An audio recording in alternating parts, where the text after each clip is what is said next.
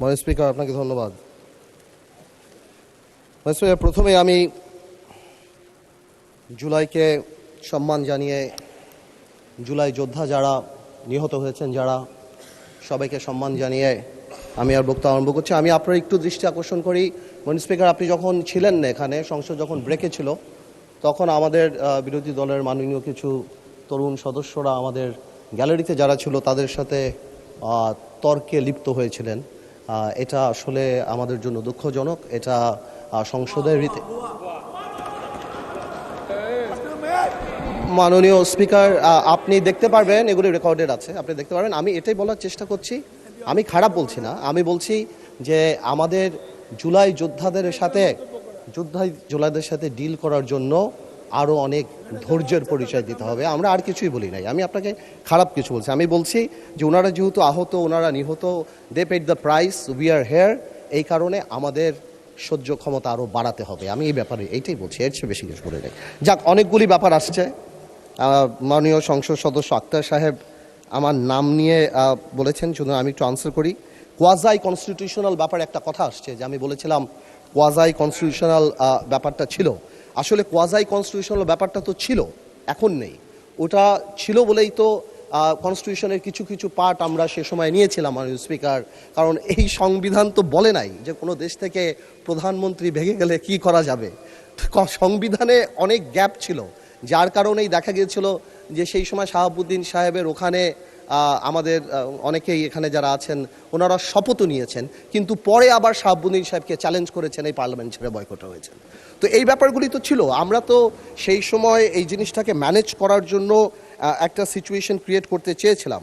আরেকটা কথা আসে, সংস্কার, আমার সময় অনেক অল্প, মাননীয় স্পিকার, কথা তো অনেক চলে আসছে। আপনার হুইপ আপনাকে আর এক মিনিট সময় বাড়িয়ে দিয়েছে। সংস্কার আর সংশোধন, এই দুইটা কথা নিয়ে খুব আলাপ হচ্ছে, মাননীয় স্পিকার। আমি এটা আসলে বুঝতে পারছি না, যে আমার মনে হচ্ছে এর মধ্যে খুব ফাইন একটা লাইন আছে, যে সংস্কার আর সংশোধন এই জিনিসটা মানে কি? এই আমরা তো চাচ্ছি যে যেই জুলাই সনদের জিনিসগুলি আসে সেগুলি পার্লামেন্টে, সেগুলি কনস্টিটিউশনের মধ্যে আসবে এবং কনস্টিটিউশনের রীতিনীতি মেনেই আসবে। এর বাইরে তো আমরা কিছু যাচ্ছি না। তো আমার মনে হচ্ছে এখানে প্লেইং উইথ ওয়ার্ডস করা হচ্ছে এবং জাতিকে বিভ্রান্ত করা হচ্ছে, এবং ঠিক আগেও যা বলেছি, আমাদেরকে জুলাইয়ের বিরুদ্ধে দাঁড়ানোর পায়তারা করা হচ্ছে। আরেকজন আমার সম্মানিত সংসদ সদস্য এখানে বলে গেলেন প্রিঅ্যাম্বল পড়লেই ওই সংস্কার পরিষদের কথা চলে আসবে। আমি মনে করি যে এখানে আমাদের সম্মানিত আইনমন্ত্রী সাহেবের সেই বক্তব্যের পরে এবং বিশেষ করে স্বরাষ্ট্রমন্ত্রী সাহেবের সেই ইলাবোরেট এক্সপ্লেনেশনের পরে কেউ যদি বোঝে, তাহলে আর এই অর্ডার নিয়ে কেউ কোনো কথা বলবে না। This is void ab initio, এটা থাকে না। এবং বারবার যে জনগণকে বোঝানোর চেষ্টা করা হচ্ছে যে এটা মানি না, এই কারণে আমরা গণভোট মানি না, ইট ইজ আনট্রু। আমরা গণভোট মানি বিকজ আমরা জনগণের ক্ষমতায়নে বিশ্বাস করি, আমরা গণভোট মানি, আর এই কারণেই আমরা হ্যাঁ ভোট দিয়েছি। এবং আমাদের সংসদ নেতাও হ্যাঁ ভোটের পক্ষে কথা বলেছে।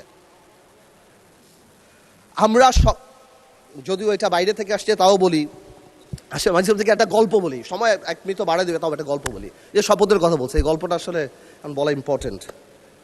স্পিকার, একটা আইন ছিল, আইনটা হলো অতিথি পাখি মারিলে 10 বছর কারাদণ্ড। একজন এক বাড়ির মুরগি আরেক বাড়িতে চলে গেছে, ওই লোক জবাই করে খেয়ে ফেলছে। এখন এই লোক মামলা করছে যে এর 10 বছর জেল হইতে হবে, কারণ মুরগিও পাখি আর অন্যের বাড়ি অতিথি। তো কেউ যদি আইন না বোঝে, তাদেরকে বারবার বুঝে আমাদের আর লাভ নাই। মাননীয় স্পিকার, বারবার বলেই যাচ্ছি, this is void ab initio. We respect referendum, এই কারণে আমরা আসছি। এটাকে ইমোশনাল কালার দিয়ে বাংলাদেশকে এমনভাবে দাঁড় করানো হচ্ছে যে আমরা জুলাই চাই না, আমরা জুলাইয়ের বিরুদ্ধে। ওনারাই একমাত্র জুলাইয়ের টেন্ডার নিয়েছেন, ওনারাই টেন্ডার সাবমিট করছেন। This is so unfair. মাননীয় স্পিকার, আমি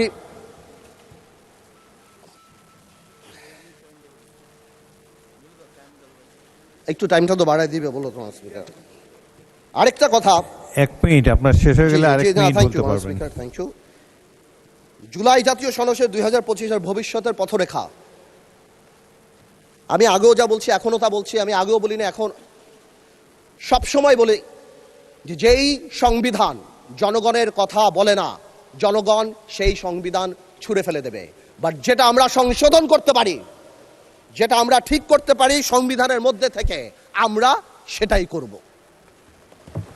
আর এই ভবিষ্যতের পথরেখার আরেকটা কথা বলে দিতে চাই মাননীয় স্পিকার, এই পথরেখায় আমরা সবাইকে সাথে নিয়ে চলতে চাই এই পথে, এবং যখন চলতে চাই আমরা গণতন্ত্রকে আপলিফট করে চলতে চাই।